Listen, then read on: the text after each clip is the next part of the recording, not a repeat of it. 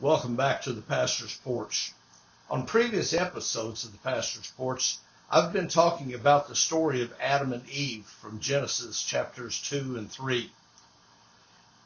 The story, I believe, is more of broken relationship than it is about sin and judgment. The story is more about grace than judgment.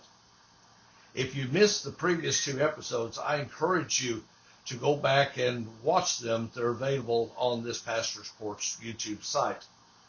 Well, today, I want to wrap up the story of our first parents.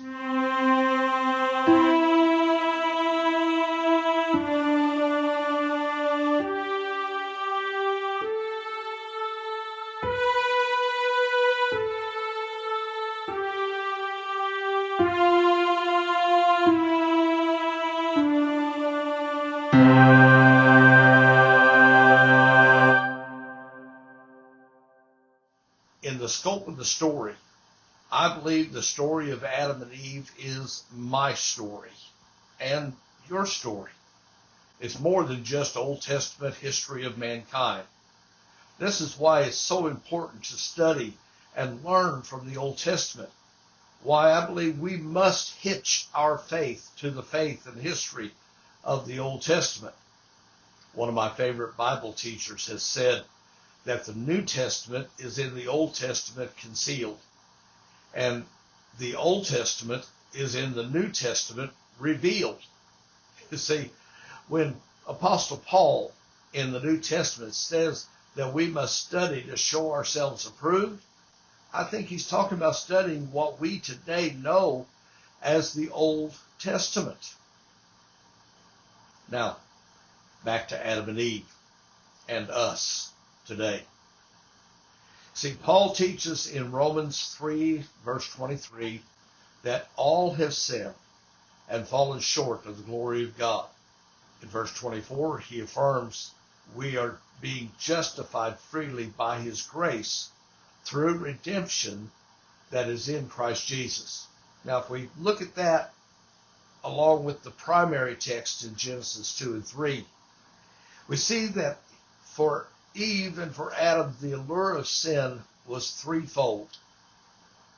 The serpent said it was good for food, was pleasant to the eyes, and desirable to make one wise.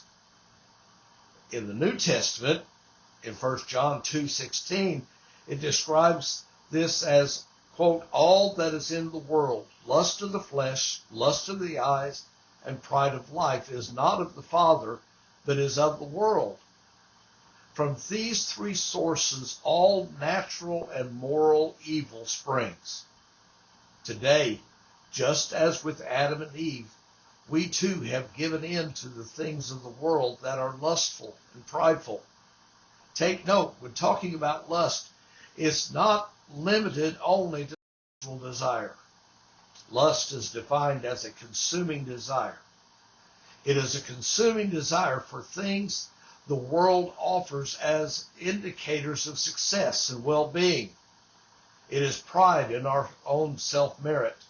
It is self-righteousness. Today, just as with Adam and Eve, God still comes in the stillness of a moment, the cool of the day. Today, just as God called to Adam by name, God is calling your name and my name. I remember well a night when, in soft whispered tones of a broken heart, God whispered, Don, where are you? At that time, I was hiding from him. I thought my sin had so far separated him from me that I could hide from him forever. Yet he sought me.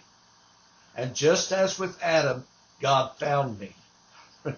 Yet there is a difference between Adam and us today. For Adam, he was removed from that wonderful garden and lived under the curse of sin and death. Adam had no redeemer. But folks, we do have a redeemer through the sacrifice of Jesus Christ. Because of the blood of sacrifice of Jesus and his subsequent resurrection from the dead, the free gift of God's amazing grace is offered to all who will receive his gracious offer. That's why I'm now a preacher of grace more than of judgment, because his grace is so amazing. Grace, God's grace, always was, is, and ever shall be greater than our sin. God's desire is to forgive our sin and restore us to right relationship with him. Both the broken relationship with himself and broken relationships among one another. God's desire is to extend grace, not judgment. His desire is that we make his story our story. You see, I was Adam. You too are Adam. This first story of the Bible is still alive and relevant today. The question is, where and at what moment of the story are you living in today? Is fear holding you back? Is your sin causing you to hide from God's grace? Only you can answer that question that still rings through the ears of those who will hear it. Adam, where are you? If you have questions or want to talk more about this amazing grace, feel free to comment in the comments section below, or you can email me at thepastorsporch@gmail.com. Thank you for listening. I'll see you next time here on the Pastor's Porch.